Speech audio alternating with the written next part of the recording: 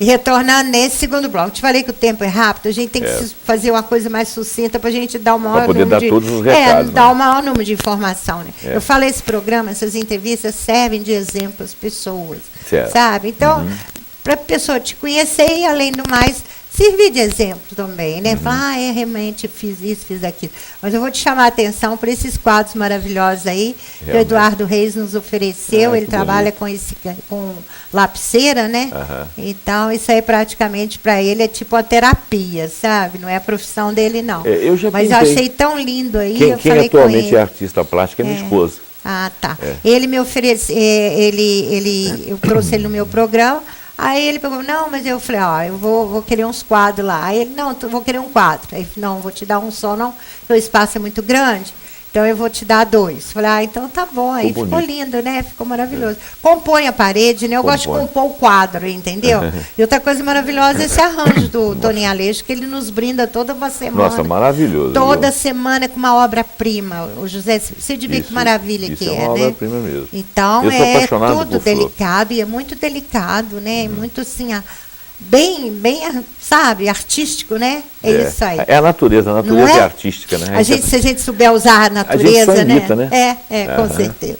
Mas vamos lá, quero saber agora de você. Adolescente, aborrecente, era adolescente ou era aborrecente? Não, o que você era? Como é que foi a sua adolescência? A minha adolescência, ela foi bastante efervescente. Efervescente, porque claro. Eu comecei a sair... Elvis Presley... Quando eu comecei a sair de casa para as noites, chamava-se as baladas, os DA, chamava Hi-Fi e tal. Quando eu comecei a sair para as baladas, eu comecei cedo, porque eu tive a compleição física de homem muito cedo. Então eu tive a barba, a gente usava cabelo grande. Virou homem rapidinho. Então as pessoas me tomavam como uma pessoa mais velha, então eu conseguia sair por aí. Entrar no Viva Bela, entrava no barril, no Viva Bela, depois no Grilos e tudo. Mas até não fazia tanta questão disso, eu gostava muito assim de ir na casa das meninas que faziam festa, né? E o principal era reunir a turma na casa de alguns e fazer bailes, né? Fazer uns bailezinhos nossos, onde tocava o rock da época. O rock era a febre, né? Isso, Naquela época o rock era febre. Então, aquilo ali foi a minha... dos Beatles?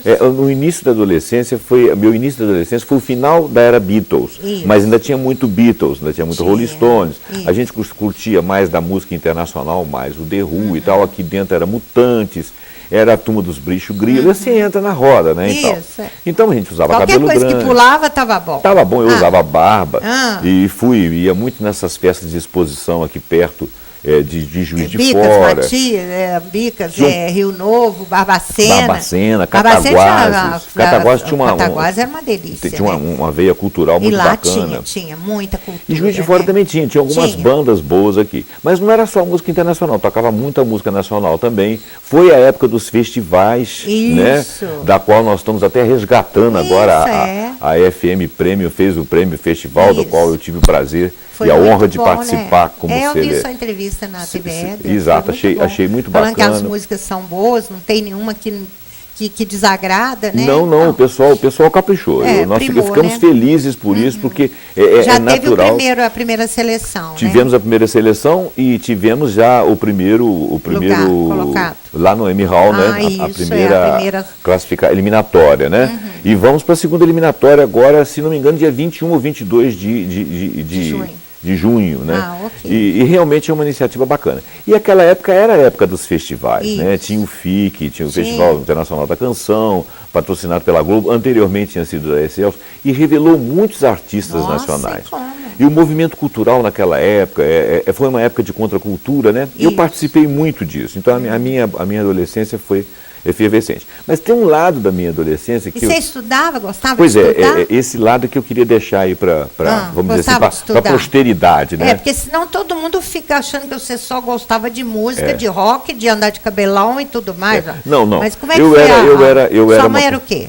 A minha mãe, ela trabalhava ela era assim, quase que artista, ela trabalhava com bordados, mas ela trabalhava em casa e vendia para as lojas.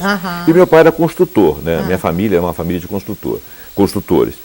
E eu nessa época, eu sempre tive, desde garoto, o hábito de ler muito. Eu sempre tive hábito de leitura. Eu lia gibi, eu lia livro de Patinhas, eu lia... O Oeste é uma coleção de gibi, nossa. Lia demais. Depois eu passei a ler livros mais sérios.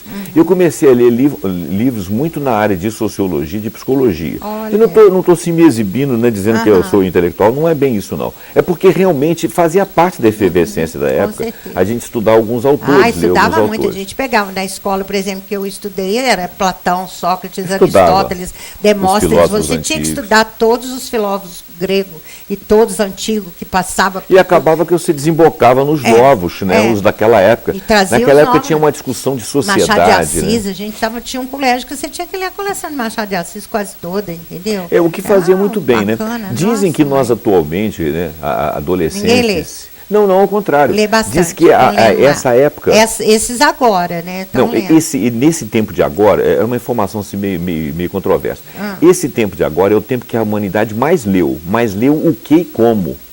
Entendeu? Então, por exemplo, na minha adolescência, eu tinha aquele tempo tranquilo de paz para ler um livro inteiro e discutir com os amigos. Isso. Eu tinha hábito de escrever poemas, a gente ficava trocando poemas, assim.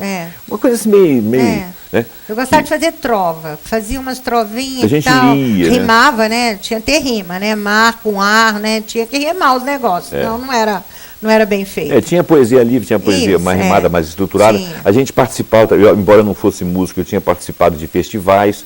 Eu andei fazendo alguns trabalhos gráficos, que eu gosto de desenhar, mas não sou artista, e andei fazendo alguns trabalhos gráficos. Então, essa efervescência da época, que nos dava acesso a essa cultura, ela bem traduzia aquela época. Eu acho que hoje a gente tem a oportunidade de ler muito, mas ler mal.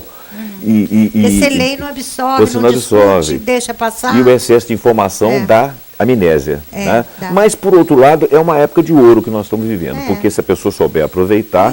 Né? Por exemplo, a oportunidade está aí, né? No próximo bloco eu vou falar sobre o programa, eu vou falar como é que a gente estuda isso aí. Mas então, voltando à adolescência, depois eu fiz vestibular, aí eu parei tudo e fui fazer o vestibular. Eu queria fazer... Pois é, eu queria ser designer. Você já sabia que queria, não? Eu queria ser designer, porque designer usava duas coisas que eu tinha em mim.